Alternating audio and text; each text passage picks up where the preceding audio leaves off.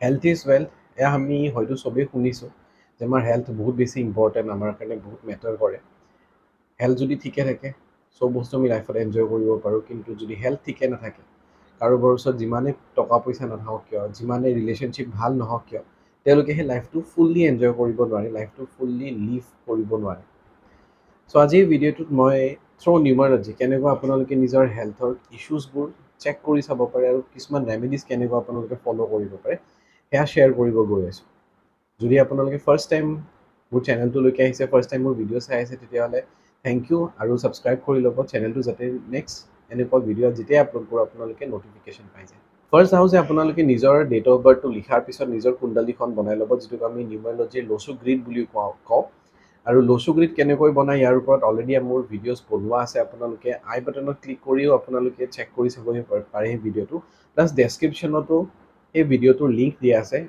প্ৰথমতে নিউমাৰলজিৰ কুণ্ডলীখন কেনেকৈ বনায় সেই ভিডিঅ'টো আগতে চাই ল'ব, নিজৰ কুণ্ডলীখন বনাব, নিজৰ ফেমিলি মেম্বাৰ্ছৰ কুণ্ডলী চবৰে কুণ্ডলীখন বনাই ল'ব, তাৰপিছত এই ভিডিঅ'টো আপোনালোকে কণ্টিনিউ কৰিব। আই হোপ চবেই নিজৰ নিজৰ কুণ্ডলী বনাই লৈছে। এতিয়া আপোনালোকে নিজৰ কুণ্ডলী চেক কৰি চাব, যদি আপোনাৰ কুণ্ডলীখনত, যদি আপোনাৰ গ্ৰীডত মাল্টিপল 7 আছে, মাল্টিপল মানে যদি দুটা বা তিনিটা বা তাতকৈ বেছি 7 আছে, দুটা 7 থাকিলে অকণমান ইছ্যুজবোৰ কমকৈ থাকে, বা তিনিটা যদি 7 আছে, তিনিটা 7 থাকিলে প্ৰায় দেখা গৈছে যে 90% কেছত হেল্থৰ ইছ্যুজ আহিবই।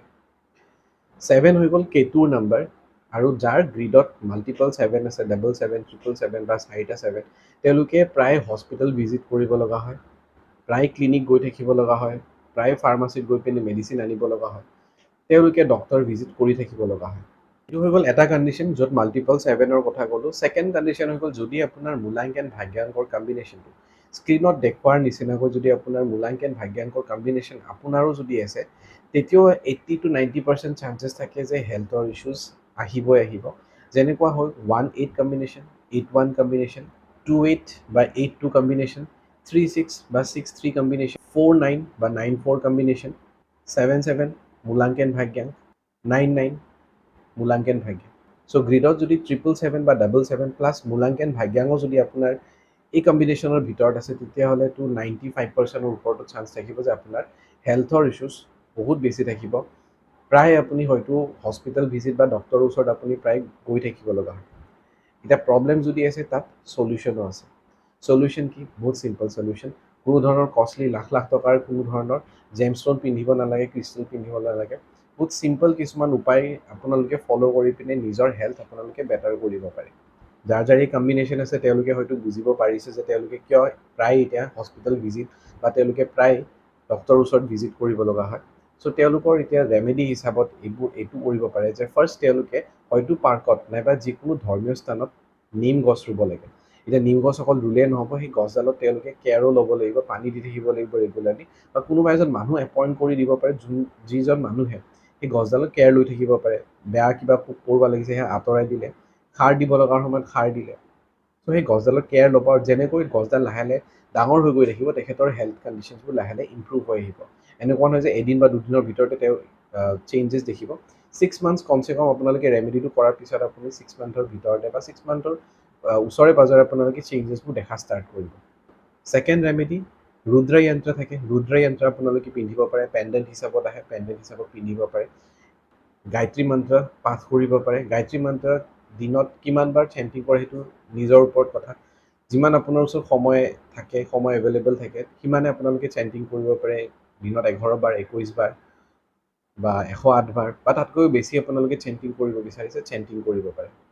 ফ'ৰ্থ ৰেমেডিটো এইটো কৰিব পাৰে যে মাজে সময়ে আপোনালোকে হস্পিটেলৰ পানী অকণমান লৈ আহি পিনে ঘৰত ৰাখিব পাৰে, মাজে সময়ে সেই পানীখিনিত খাই থাকিব পাৰে। বা যদি কোনোবা ঘৰত পেচেণ্টো আছে আপোনালোকৰ, এইবোৰ কণ্ডিশ্যন মিলিছে, তেতিয়াহ'লে তেখেতক মাজে সময়ে হস্পিটেলৰ পানী খুৱাই থাকক। বা কেতিয়াবা যদি কাৰোবাৰ হস্পিটেলত গৈ খবৰ ল'ব গৈছে, তেতিয়াহ'লে কেণ্টিনত গৈ পিনে আপোনালোকে কিবা খাই আহিব পাৰে। সেইটোও এটা বহুত ভাল কষ্ট এফেক্টিভ ৰেমেডি হয়, বহুতে ৰিজাল্ট পাইছে, ইয়াতে কৰি চাব পাৰে। এইবোৰ ৰেমেডি কৰাৰ মিনিং এইটো নহয় যে আপোনাৰ 100% লাইফত কোনো ধৰণৰ বেমাৰ নাহে, কিন্তু আগতে যিমান প্ৰব্লেম ফেচ কৰি আছিলে, যিমান ফ্ৰিকুৱেণ্টলি হয়তো হস্পিটেল বা ডক্টৰ ভিজিট কৰি আহিছিলে, যিমান ফ্ৰিকুৱেণ্টলি পইচা খৰচ কৰি আছিলে, তাতকৈ এইবোৰ ৰেমেডি কৰাৰ পিছত সেই ফ্ৰিকুৱেঞ্চিবোৰ লাহে লাহে কমি আহিব, লাইফটো লাহে লাহে অকণমান বেটাৰ হ'ব ধৰিব। চ' ৰেমেডিবোৰ ফ'ল' কৰিব, ল' কষ্ট হয়, ৰিজাল্ট অৰিয়েণ্টেড হয়, কোনো ধৰণৰ কষ্টলি আপোনালোকে একো বস্তু ল'ব নালাগে, চবেই কৰিব পাৰে। কাৰণ ভাল হেল্থ আমি চবেই বিচাৰোঁ। ফেমিলি মেম্বাৰ্ছতো যদি আপোনালোকে এনেকুৱা প্ৰব্লেমবোৰ দেখিছে ফেচ কৰা, তেওঁলোকৰ লগতে ভিডিঅ'টো শ্বেয়াৰ কৰি দিব, তেওঁলোককো আপোনালোকে ৰেমেডিবোৰ কৰিব দিব, বাছ বিশ্বাসত কৰিব দিব। কাৰণ হেল্থ ইজ ৱেল্থ। যদি হেল্থ ঠিকে থাকে, গোটেই ঘৰখন ঠিকে থাকে। যদি এজনৰ হেল্থৰ প্ৰব্লেম আহি যায়, এজনৰ হেল্থৰ যদি ইছ্যুজ থাকে, তেতিয়া গোটেই ঘৰখনত টেনশ্যনৰ এনভাইৰনমেণ্ট এটা হৈ যায়। চ' এইবোৰ ৰেমেডি কৰক, ডক্তৰৰ পৰামৰ্শ কৰক। এনেকুৱা নহয় যে ৰেমেডি কৰাৰ পিছত ডক্তৰ একদমেই বাদ দিব, তেনেকুৱাও নহয়। ডক্তৰৰ ছাজেশ্যন লৈ থাকক, এইবোৰ ৰেমেডি কৰি থাকক, দেখিব লাইফটো চেঞ্জ হৈ থাকিব আৰু লাহে লাহে আপোনাৰ হেল্থটো বেটাৰ হৈ গৈ থাকিব। যদি ভিডিঅ'টো ভাল লাগিছে তেতিয়াহ'লে লাইক কৰি দিব, নিজৰ ফ্ৰেণ্ডছ এণ্ড ৰিলেটিভছৰ মাজত এই ভিডিঅ'টো শ্বেয়াৰ কৰি দিব, যাতে তেওঁলোকৰো বেনিফিট হয়। আৰু ভিডিঅ'টো শেষলৈ চোৱাৰ বাবে ধন্যবাদ।